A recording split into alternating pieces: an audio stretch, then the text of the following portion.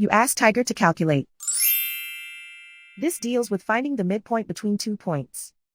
The midpoint between the 2 points is -65, 8.5. Let's solve it step by step. Plot the 2 points and calculate the midpoint using the formula. The coordinates of point 1 are, x1 equals -63, y1 equals 87. The coordinates of point 2 are, x2 equals -67, y2 equals -70. PM represents the midpoint of the 2 points.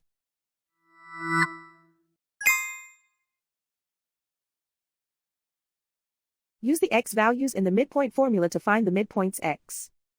x1 equals -63. x2 equals -67. Simplify the arithmetic.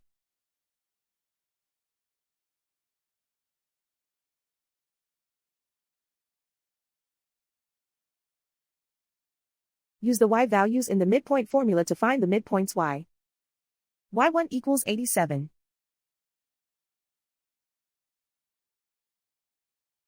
y2 equals -70.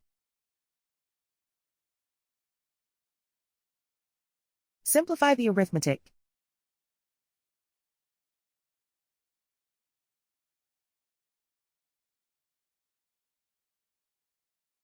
And so, the midpoint is -65, 8.5.